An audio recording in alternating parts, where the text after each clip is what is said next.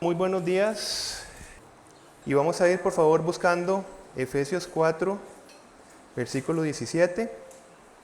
Es la porción de la escritura que vamos a compartir en esta mañana.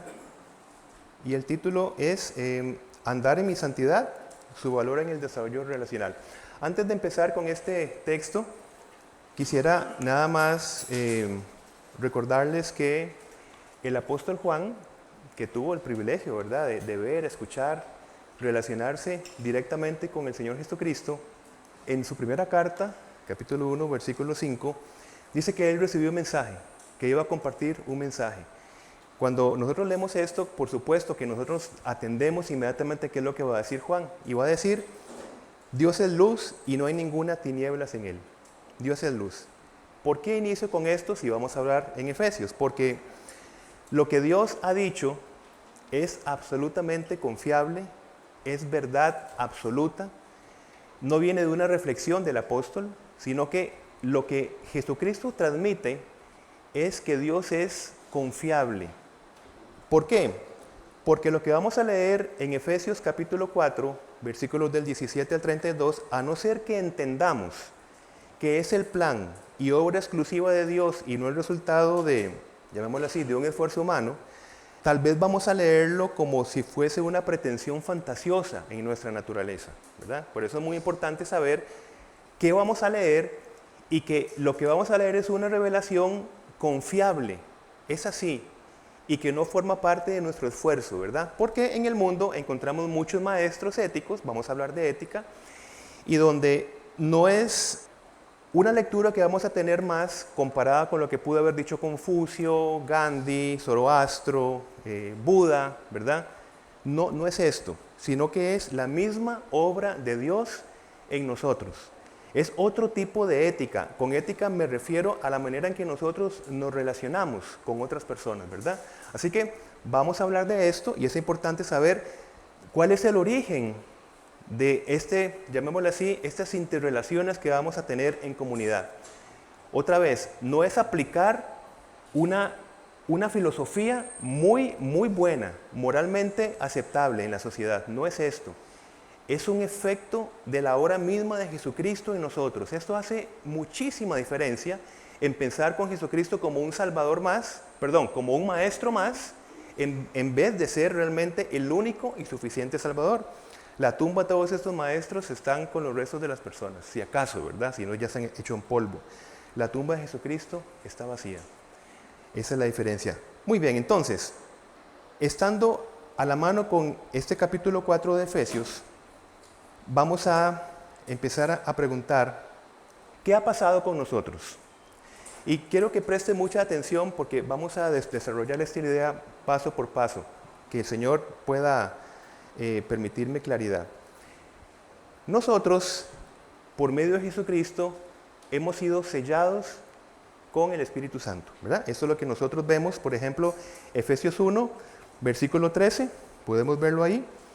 En Él, en Jesucristo se refiere, también vosotros, habiendo oído la palabra de verdad, el evangelio de vuestra salvación, y habiendo creído en Él, fuisteis, después de todo lo anterior, después de esto, fuisteis sellados con el Espíritu Santo de la promesa, y esto es muy importante, mis hermanos, para lo que vamos a hablar, que es las arras de nuestra herencia hasta la redención de la posesión adquirida para alabanza de su gloria. Entonces, ¿qué ha pasado con nosotros? Otra vez la pregunta. Tenemos en Cristo una garantía previa que va a guiar nuestra naturaleza pecaminosa según la voluntad del Padre. Estas arras, este anticipo, todo tiene que ver con cumplir en amor la voluntad del Padre. Todo tiene que ver con cumplir la voluntad. Así que este anticipo, las arras, es una condición previa que tenemos, a pesar de nuestra naturaleza pecaminosa, mientras esperamos, como dice el texto, la redención completa de todo nuestro ser. Esto es muy importante que lo entendamos como una base para que podamos asimilar bien lo que viene enseguida, ¿verdad? Nosotros anticipamos una guía plena que en algún momento será cuando nosotros tengamos cuerpos espirituales, que es lo que dice Pablo en 1 Corintios 15:44, ¿verdad? Se siembra en carne y se nace en cuerpo espiritual. ¿Qué era un cuerpo espiritual? Entre otras cosas, significa una vida, un cuerpo que está guiada sin resistencia por el pecado a la guía del Espíritu Santo. Ese es un cuerpo espiritual. Cuando se consuma nuestra redención, esa lucha del pecado, esa lucha que tenemos entre hacer lo que no queremos y no hacer lo que queremos, que es como Pablo dice, esto terminará en algún momento. Sin embargo, el Espíritu Santo nos da un anticipo, unas arras, ¿comprendemos? Unas arras previas. ¿Qué son las arras? Otra vez, una guía previa. Esta guía previa podemos entenderlo así. Arras del Espíritu Santo, podemos entenderlo como una guía previa y significa una sensibilización espiritual. Sensibilización espiritual. ¿Qué pasa? Estas arras, esta guía previa, el Espíritu Santo en nosotros, porque Cristo nos ha bautizado en el Espíritu, empieza a darnos una condición, mis hermanos, que usted y yo no teníamos antes de ser salvos. Una sensibilidad espiritual. Sensibilidad. Por ejemplo, un cuerpo sin vida, es decir, muerto, lógicamente no tiene sensibilidad. De hecho, lo terrible de la lepra, de la enfermedad, es que las personas no tenían ninguna sensibilidad. Podían perder una parte de su cuerpo y ni se daban cuenta. Cuando nosotros pasamos de una muerte espiritual a una vida espiritual, ¿qué significa esto? Entramos a una nueva dimensión de sensibilidad espiritual. Esto es contrario, vamos a Efesios 4, a la condición del no salvo. Vean ustedes en versículo 19. Los cuales después, ¿qué dice el texto? Que perdieron toda sensibilidad. Entonces, arras del Espíritu es una condición previa, no consumada, pero sí previa, algo que sí notamos en nosotros, de una sensibilidad, porque estar sin Cristo significa vivir una vida insensible al efecto, al peligro, al riesgo de muerte que significa el pecado. Estamos claros que la condición del impío, es decir, impío es el que no conoce de la fe en Jesucristo, es una condición de insensibilidad. Entonces, arras del Espíritu, tenemos en nosotros una guía previa, y esa guía previa significa una sensibilización espiritual, básicamente. A pesar de nuestra tendencia al pecado, mis hermanos, usted y yo somos bienaventurados. Ahora, previamente, vamos al Salmo 1 para que lo podamos entender bien. Vean ustedes el versículo 1, bienaventurado el varón que no anduvo en consejo de malos. Andar de una manera insensible va a producir otro estado. Dice el texto, ni estuvo en camino de pecadores, es decir, que permanece con los pecadores y da otro paso de insensibilidad. Dice, ni en silla de escarnecedores se ha sentado. Entonces vean que todo empieza con andar, esa condición luego pasa a estar y luego pasa a sentarse, ya muy cómodamente. Entonces ven que es una progresión que mientras no haya sensibilidad, vamos para adelante, ¿verdad? Tengo este texto porque me pareció importante hablar de la progresión de muerte. Vean que empieza con andar, estar, que es permanecer, y sentarse. Pero en la progresión de vida que hemos estado trabajando es darle vuelta a esto que el Salmo dice. Empezamos sentándonos con Cristo. Estamos con Cristo, es decir, permanecemos en Cristo, y al final andamos en santidad. ¿Verdad? Entonces, si le damos vuelta al versículo, porque nuestra nueva vida significa otra nueva cosmovisión. Y vean ustedes que esta progresión de vida se ajusta a lo que hemos estado predicando estas semanas. Empezamos dándole vuelta, nos sentamos con Cristo. Eso significa permanecer en Cristo y el resultado va a ser andar en santidad, que significa todas las relaciones y toda nuestra ética relacional como lo podemos entender. Entonces, con este contexto, mis hermanos, en el Antiguo Testamento, la expresión visible de la rebeldía de los que no obedecían al Señor, la visible, era terrible. Veíamos cómo inclusive hay textos donde la tierra se tragaba a los impíos, donde eran utilizados ejércitos para destruir, inclusive hacer un gran castigo al pueblo de Israel. Habían pestes, inundaciones, ¿verdad? Como en Génesis capítulo 6, era la parte visible de un corazón insensible a la voluntad de Dios.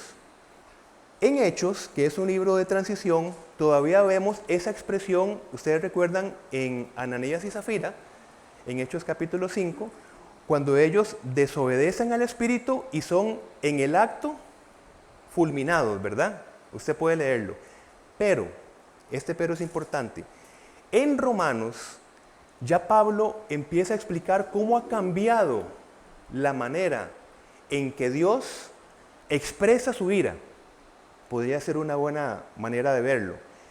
Dejando que la persona persista en su pecado. Ya ahora no es que la tierra se abra y se traga a las personas, sino que va a decir Pablo que Él entrega, Dios, al pecador para que persista. Punto 2 de la progresión de muerte, para que persista en su pecado. Lo deja andar en sus caminos.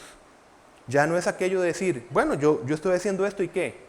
No me pasa nada, no me cae un rayo, entonces puedo hacerlo seguro. No.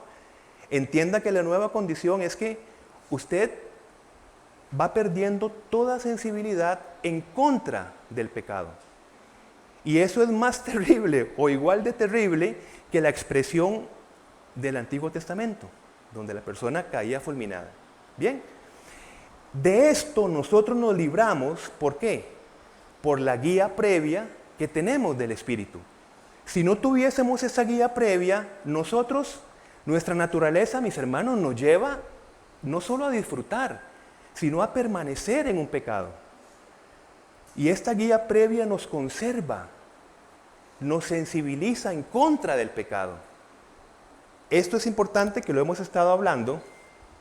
Ni usted ni yo, mis hermanos, tenemos resistencia propia, está claro. De otra manera no hubiéramos tenido unas arras, un previo, sino que en Cristo nos fortalecemos porque al ser salvos tenemos acceso a sus riquezas y potencias. Podemos ver, otra vez vámonos a Efesios, por favor, vamos a quedarnos allí y vamos a 3:12, anterior. Dice, en quien tenemos seguridad y acceso con confianza por medio de la fe en Él, ¿verdad? Vámonos a 4:19 porque hay otra palabrita para poder entender todavía más lo que estamos hablando. Leemos el 19. Los cuales, después que perdieron toda sensibilidad, queda claro lo que ha pasado con nosotros, ¿verdad? Ya dejamos de perder toda sensibilidad. Dice el texto, se entregaron, ven ustedes la relación, a la lascivia para cometer con avidez toda clase de impurezas. Mis hermanos, ¿saben lo que significa avidez? En 19, significa deseo de tener más. Entonces, se entregaron a un deseo de tener más, dice Pablo, avidez. Ese deseo de tener más no es que desaparece en nosotros, mis hermanos, sino que es contenido por la acción del Espíritu Santo en nosotros, que son dos cosas muy diferentes. Por eso necesitamos permanecer en Él y por eso está llamado a no contristar al Espíritu Santo. Y contristar no significa que se pone a llorar. Contristar significa que nosotros procuramos una resistencia a la acción sensible del Espíritu Santo en nuestra vida. Entonces, ese deseo de tener más ahora es resistido desde la confesión y el arrepentimiento constante del creyente. ¿Por qué? Porque si nosotros permanecemos en Cristo, como dice el versículo 20, por favor, ¿qué resulta? Que nosotros vamos aprendiendo a vivir en vida nueva. Dice, mas vosotros no habéis aprendido así a Cristo. Es decir, si le damos vuelta, significa que una vida nueva significa aprender una vida nueva. Así de sencillo. Vamos aprendiéndola con la guía y con la potencia de Cristo en nosotros a través del Espíritu. Ya nosotros, en nuestra nueva naturaleza, significa que no pecamos. No significa esto, porque Juan dice que seremos mentirosos y lo decimos. Significa que nosotros, si estamos sensibilizados, no persistimos en el pecado. No permanecemos en el pecado. Recuerdan, lo que sí ha cambiado es esta palabrita que vimos, avidez. Mi hermano, si usted y yo pecamos y en ese pecado específico nosotros deseamos más y mantenernos en ese pecado, no significa que usted ha perdido la salvación. Significa que usted necesita madurar espiritualmente porque usted sigue pensando que usted puede estar luchando sin la permanencia en Jesucristo. Y la lucha espiritual que tenemos no es una lucha sola entre nosotros, porque ya somos salvos. No, es que cuando nosotros somos salvos, como hemos ya hablado, se nos abre una condición especial, un camino que antes estaba cerrado. Como esos querubines que se pusieron al final de Génesis capítulo 3, ¿verdad? Ese acceso a Dios, a las riquezas. Ya nosotros tenemos acceso por Jesucristo al Padre. Y en esto nosotros nos fortalecemos. Entonces, si nosotros comparamos todo lo que Pablo está hablando, del 17 al 19, vamos a leerlo. Esto pues digo y requiero en el Señor, que ya no andéis como los otros gentiles. Vean que Pablo está diciendo, requiero en el Señor, porque es el Señor quien procura esto. No nos está diciendo esto, por ejemplo, hágalo porque Dios lo está viendo. Es como decir, esfuércese usted para que le dé cuentas a Dios. No, requiero en el Señor que ya no andéis como los otros gentiles, que es muy diferente, que andan en la vanidad de su mente. ¿Qué es la vanidad de su mente? Pues esta prédica no es así como ese mensaje. La verdad es que yo quiero seguir haciendo lo que yo quiera. Y yo no creo que yo esté en algún peligro espiritual, ¿verdad? Teniendo el entendimiento, versículo 2, entenebrecido, ajenos a la vida de Dios por la ignorancia que en ellos hay, por la dureza de su corazón, los cuales después que perdieron toda sensibilidad, se entregaron a la lascivia para cometer con avidez, con deseo de más y más de lo mismo, toda clase de impurezas. Pero va a decir Pablo, versículo 20, mas vosotros no habéis aprendido así a Cristo. Entonces, ¿qué es nuestra nueva naturaleza? Cristo en nosotros para tener acceso al Padre. Es decir, es que la naturaleza pecadora ahora tiene acceso a las inescrutables riquezas de Cristo.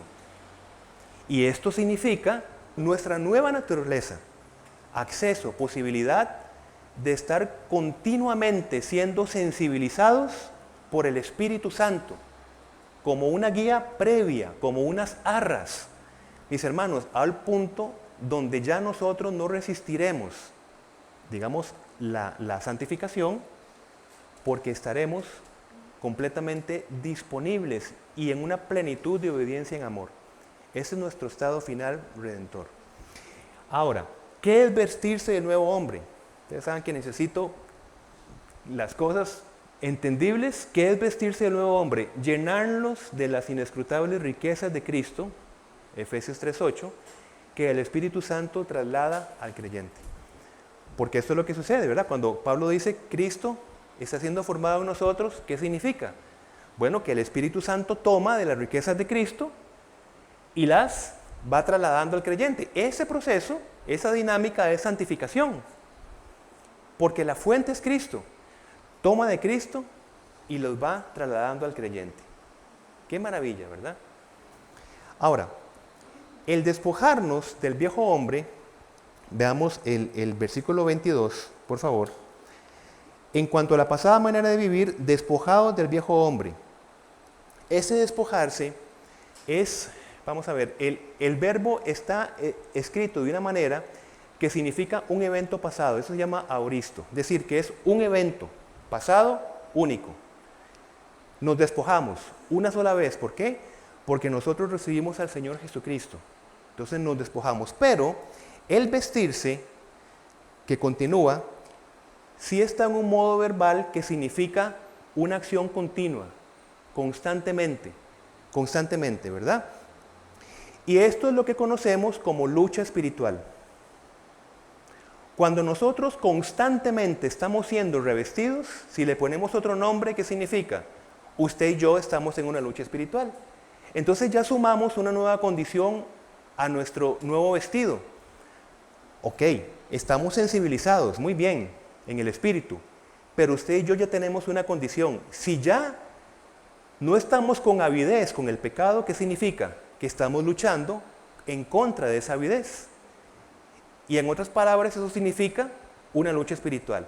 Mis hermanos, si usted y yo no estamos luchando espiritualmente, significa que no hemos pasado a la sensibilidad espiritual. Así de sencillo. Así que nuestra vida en el espíritu es vida en contra de la carne. Esa es la condición. Si una persona pretende ser salva y estar cómodamente en sus deseos de la carne, no ha entendido lo que significa la salvación. Y no ha entendido que está llamado a una lucha espiritual y a estarse incomodando constantemente con su naturaleza, donde antes ni siquiera le pasaba por aquí estar incómodo con su propia naturaleza. Eso significa la condición de salvo, una lucha espiritual. Vean el versículo 23. Y renovaos en el espíritu de vuestra mente. Ya en segundos terminamos y necesito que preste mucha atención a este principio que vamos a poner acá. Necesito que lo entienda bien, en el sentido de que renovamos nuestra manera de pensar. Miren, nuestra nueva creación nos ha provisto de una nueva mente, ¿verdad? Y es nuestra nueva mente la que comprende nuestra nueva creación y sus consecuencias. ¿Puede entender esto, mis hermanos? Porque es la base de la segunda parte, ¿verdad? Está en un juego de palabras tal vez, pero miren, el Señor nos ha provisto una nueva mente. Gracias a que tenemos una nueva manera de pensar, entendemos las consecuencias de nuestra nueva naturaleza. Eso es lo que está diciendo esta idea, ¿verdad? Es muy importante porque otra vez es la base de lo otro. Y les pido un minuto nada más para terminar. Por ejemplo, desde esta nueva mente, ¿qué puede esperar, por ejemplo, un joven, y igual todos, pero me refiero yo a los jóvenes, ahora que están más expuestos? Porque la verdad es que a mí me da igual lo que piensen ahora, el mundo. Pero los más jóvenes son como que tienen que estar viendo a ver qué piensan los demás, ¿verdad? Esa es la condición de su neurodesarrollo. Pero, ¿qué podría esperar un joven cuando aplica la santificación y este principio en su vida? El desprecio. El desprecio a sus compañeros de colegio, universidad, porque está escrito, no es de extrañarse que sus amigos de la vieja vida se sorprendan de que ustedes ya no participan de las cosas destructivas y descontroladas que ellos hacen. Por eso los calumnian. Pero recuerden que ellos tendrán que enfrentarse con Dios. Y recuerden, no es que los que calumnian no los partió un rayo. Es que el peligro en el que ellos están es que están muy cómodos con el pecado. Son insensibles. Tendrán que enfrentarse con Dios, quien juzgará a todos, tanto vivos como muertos. Entonces, terminemos leyendo primera de Pedro 1, 14, 16, porque la santidad no significa que a mí me tomen una foto con una cosita arriba y con cara de lástima. La santidad significa una vida práctica. Primera de Pedro, capítulo 1, versículo 14. Como hijos obedientes. Les sugiero que relacionemos obediencia con sensibilidad. Creo que podemos entenderlo mejor. Porque obediencia tal vez podríamos pensarlo en algo de nosotros, esfuerzo propio. Pero sensibilidad es una obra ejecutada en nosotros que nos lleva a la obediencia. Como hijos obedientes, no os conforméis a los deseos que antes teníais estando en vuestra ignorancia. ¿Ven lo que está diciendo Pablo también? Sino como aquel que os llamó es santo, sed también vosotros santos. Ahora, ¿qué es santos? Va a decir Pedro, en toda vuestra manera de vivir. Bien, entonces, con estos principios dejémoslo acá para que sea la base de la segunda parte. La santidad significa nuestras relaciones. Así de sencillo, ¿verdad? Bueno, mis hermanos, el fundamento principal de la primera parte fue que en Cristo ya hemos logrado, por sus méritos, una nueva creación. Somos nuevas criaturas. Y como consecuencia hemos recibido una mente nueva. ¿Ya? Creo que ha quedado claro, pero que debe renovarse constantemente. Vamos a Efesios 4, versículo 23, para que atendamos esto, que si no lo repetimos una y otra vez desde el púlpito, mis hermanos, creo que no estamos hablando lo que es el Evangelio completo. Versículo 23, y renovaos en el espíritu de vuestra mente. Ya hemos explicado que esa renovación es constante, una y otra vez. Muy bien. Entonces, además, mis hermanos, sin complicarnos mucho, este verbo renovados, aparte que está en presente, que significa constantemente, está en otra particularidad del verbo que es en modo pasivo. El modo pasivo significa que, y ya le voy a explicar con un ejemplo muy pintoresco, ¿verdad? Tal vez se me ocurre. Pero el modo pasivo es que nosotros simplemente recibimos la acción de otra persona que lo ejecuta. Por ejemplo, si usted se está comiendo un helado, ¿verdad? Bien, si usted se lo come, usted está procurando su acción, es un modo activo. Pero vamos a suponer que se está comiendo el mismo helado, pero usted está sentado y alguien se lo está dando con una cuchara. Usted está participando de ambas cosas, ¿verdad? Pero en el modo pasivo, usted está recibiendo la acción de otra persona. Bien, ese es el modo pasivo. Esto es muy importante en el análisis de los que el Señor nos llama a predicar. Eso se llama exégesis, ¿verdad? Ir viendo qué palabras para poder dar un buen mensaje, lo que el Señor está diciendo. Entonces, ¿qué le parece si usted y yo empezamos a pensar nuestra vida cristiana en modo pasiva? ¿Lo entendemos? No en modo activa. En modo activa significa que nosotros nos levantamos a ver qué podemos hacer. En modo pasivo, nosotros recibimos la acción de otra persona. Y esa persona no es más que Jesucristo. La obra completa, todo está consumado, todo. Y nosotros en modo pasivo vivimos, pero necesitamos colocarnos, sentarnos, ponernos el babero, todo lo que usted quiera, para recibir el heladito. ¿Comprenden la ilustración? Eso es lo que llamamos, mi hermano y yo le llamamos la colaboración del cristiano. ¿Bien? Porque vienen con helado y uno puede salir corriendo. No, no quiero el helado, por ejemplo. Muy bien, entonces, con este entendimiento iniciamos versículo 25. Por lo cual, dice Pablo, por lo cual, nada más quedémonos ahí para explicar una cosita. El resultado de entender nuestra experiencia cristiana en modo pasivo hace posible la ética cristiana que Pablo va a presentar. Por eso es que hablaba un poco del modo del verbo. Ética entendido en cómo nosotros nos relacionamos, sí, la cotidianidad de nuestras relaciones, ¿verdad? Las interacciones, la ética. ¿Es una ética perfecta? No, porque no somos perfectos. Sino, sensible. Por eso les decía lo importante de la primera parte, de entender esta palabrita de sensibilidad. Y vamos a desarrollarlo. ¿Qué significa una ética relacional sensible? Bien, es lo que vamos a ver. Miren, por ejemplo, vean ustedes en Efesios 4, versículo 26. Airaos, pero no pequéis. No se ponga el sol sobre vuestro enojo. Ya estamos aquí en el plano. A partir por lo cual, del versículo 25, por lo cual ya entramos entonces al mundo de las relaciones, de la ética. Primero, se enfatiza nuestra relación con Cristo, desde una nueva naturaleza. ¿Qué tenemos nosotros? Una sensibilidad en contra de la permanencia del pecado. ¿Sí? Fue el resumen de la primera parte. Por eso decimos, somos una nueva criatura. Un estado nuevo. Ya nosotros no permanecemos en avidez, más de lo mismo, de algo. Ya algo nos incomoda. sus fuerzas. No, hombres, nuestras fuerzas quieren más de lo mismo. Es la acción del Espíritu Santo en nosotros, que nos incomoda ya. Es que qué extraño, ya no puedo permanecer tan contento en el odio hacia una persona, en la falta de perdón. Es que siento como que algo me incomoda, me quema. ¿Qué ha sucedido? Una nueva vida. ¿Y la nueva vida significa que usted se enoja con la persona? Claro, pero desde una nueva condición que vamos a verlo.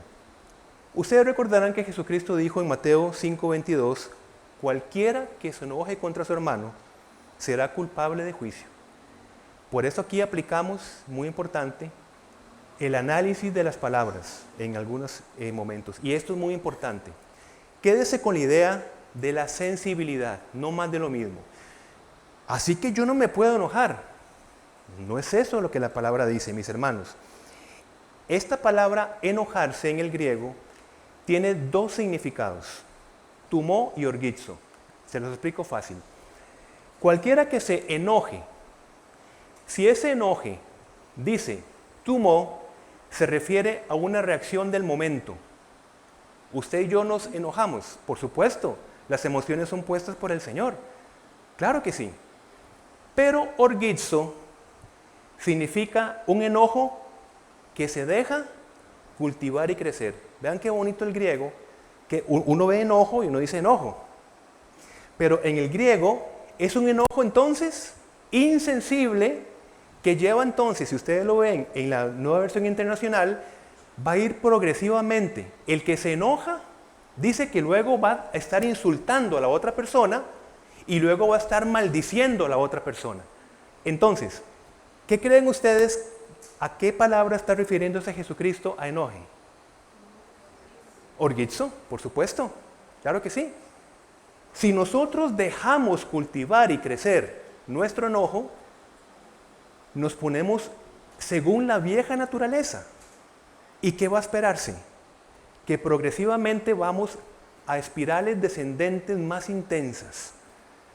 Esa es la advertencia que dice Jesucristo. Ahora, pongamos ese principio de enojo sobre cualquier otra cosa, mis hermanos. Cualquier cosa. El principio es lo que nos interesa. De hecho, creo yo que tenemos que sabernos enojar más en la iglesia. Y tenemos que vivir más en contra del pecado, desde la emoción del enojo. Desde el enojo nosotros levantamos la voz en contra de la injusticia, no con alegría, con enojo. Un enojo santo, un enojo que se oponga, inclusive que nos enojemos contra esa tendencia nuestra a permanecer en un estado. Enojarnos más, enojarnos de una manera constructiva. ¿Por qué digo esto? Recuerden lo que hablábamos de lo que significa nuestra nueva vida. Una nueva mente, ¿qué significa? Una nueva mente que entiende las implicaciones de una nueva vida, ¿verdad? Que empezamos a darle vuelta. Ahora, mis hermanos, nada más reflexionemos esto sobre nuestra nueva mente. Vean que el texto dice, 23, renovaos en el espíritu de vuestra mente. Hoy podemos renovarnos en esta idea. Usted y yo, ¿qué tan rápido pasamos del enojo al insulto en la calle? Todo el mundo condenado. No es eso. Es que hoy estamos renovando nuestra mente. De eso se trata. ¿Comprendemos el punto? Vamos entendiendo cada vez cómo nuestra condición cristiana, ¿qué significa ser cristiano? Entonces, si hoy para usted y para mí es una reflexión que antes no lo habíamos pensado, pongámoslo en la mesa y pidamos sensibilidad al Espíritu para que empecemos a andar según la vocación por la que fuimos llamados. Entonces, otra vez, que nos enojamos, ¿nos puede pasar? Por supuesto que sí, pero nos sensibilizamos cuando decimos, no puedo dejar que el enojo se cultive y crezca, porque entonces paso a un enojo insensible. Dejo de ver a la persona como persona, sino que la veo como una cosa que me estorba. Y ante una cosa, yo lo insulto y lo maldigo, porque es una cosa. Y ahí está el punto de nuestra sensibilidad. Y de hecho, Yo he puesto acá el Salmo 119, 53. Me pongo furioso con los perversos porque rechazan tus enseñanzas. Es nada más para corroborar el punto del enojo necesario, pero bien dirigido. Hermanos, la buena dirección del enojo es que cuando usted y yo nos enojemos, al final de esa situación las cosas queden mejor que como estaban. Y ahí nos damos cuenta que estamos aplicando el enojo válido, bíblico. Pero si al final lo que queda es un reguero, ¿verdad? Divisiones y demás, tenemos que considerar si estamos aplicando orgizo en esa relación.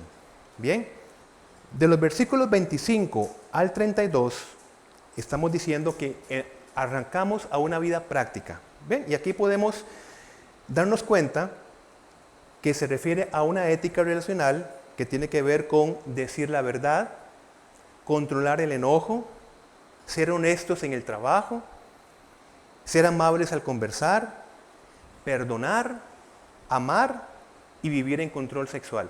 Por eso esta prédica empezó diciendo que lo que estamos diciendo acá es la obra de Dios, que es confiable, que es luz, que no miente en nosotros. No es una pretensión humana. Todo esto es a lo que estamos siendo llamados y estamos siendo transformados progresivamente. Fallar en esta ética práctica, mis hermanos, es contrario a lo que Pablo está diciendo en 4.3, que lo expuso nuestro hermano Alonso, el pastor Alonso, solícitos en guardar la unidad del espíritu en el vínculo de la paz. Porque la ética relacional, la manera en que nosotros manejamos todos nuestros contextos relacionales, cualquiera. Cuando usted entra a esta puerta, no está entrando a una comunidad de ositos cariñositos. Aquí, entre todos podemos tener conflictos y rencillas, ¿cierto? Por supuesto. ¿Cuál es la diferencia entonces? Que nosotros desde nuestra nueva mente entendemos el peligro de permanecer y cultivar por percepciones adquiridas y otras circunstancias problemas relacionales.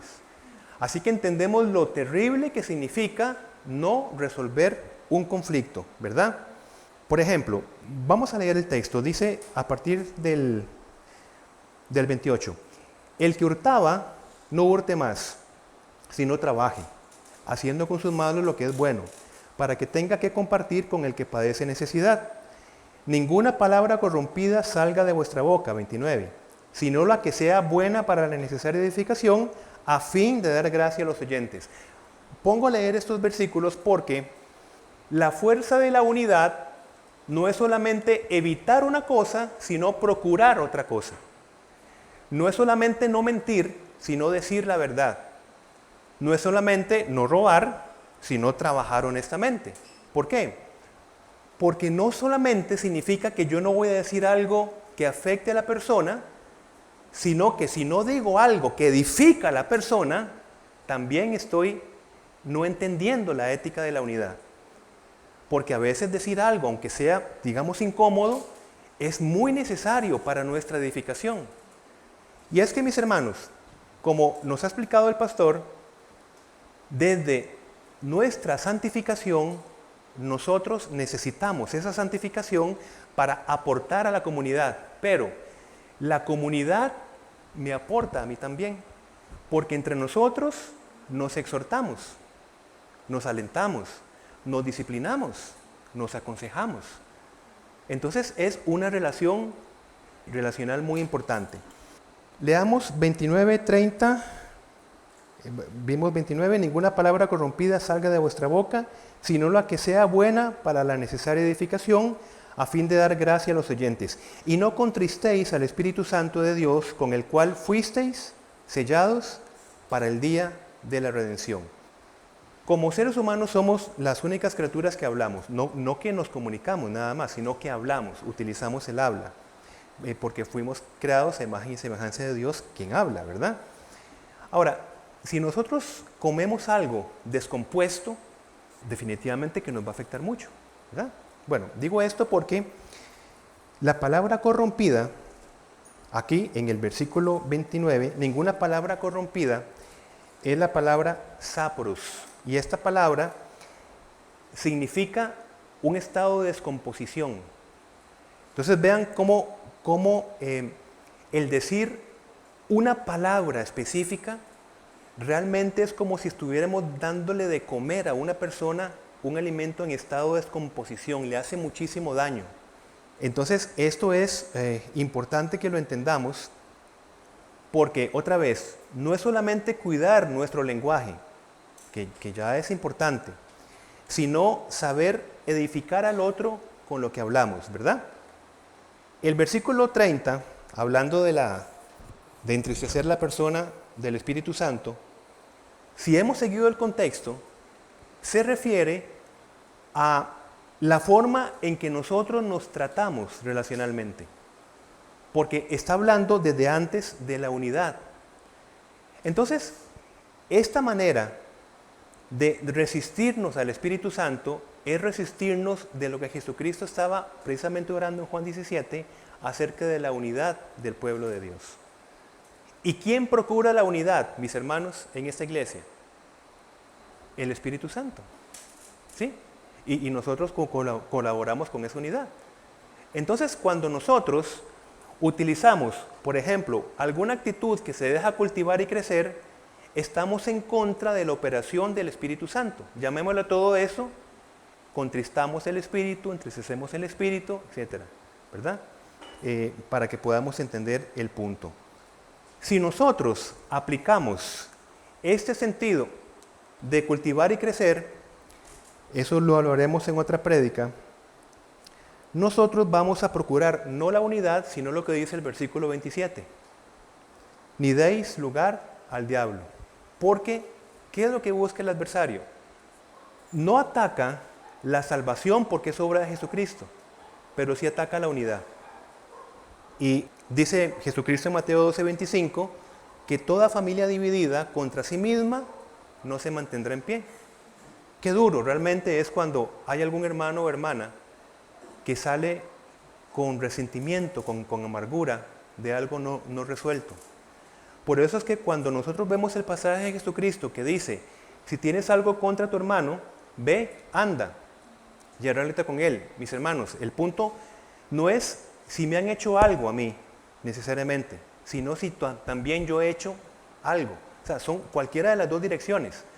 Porque el que va a reparar las cosas, ¿quién es? El de más sensibilidad espiritual. El más sensible, el que dice, yo no puedo mantener esto en mí. Tengo que arreglar esto. Entonces, cualquiera de las dos direcciones. Esto es porque en el versículo 31 hay algo para mí muy importante. Quítense de vosotros toda amargura. Vamos a hablar esto un poquitito. Amargura significa disgustos y resentimientos que no encuentran reconciliación o resolución. Eso significa la amargura. Lo importante entonces de lo que significa la resolución de conflictos, otra vez, independientemente que a mí me hayan ofendido o que yo haya ofendido a la otra persona. Cualquiera de las dos direcciones.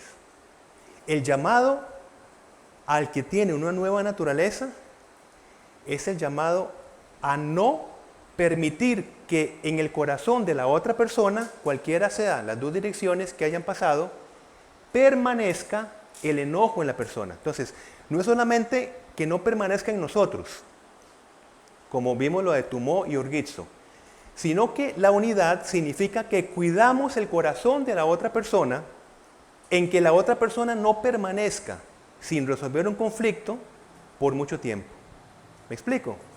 Es importante esta dirección. Ahora, vean lo que lleva la amargura en el 31, porque hemos estado hablando de muchas dinámicas cuando algo que permanece va cultivando y haciendo crecer otras cosas, ¿verdad?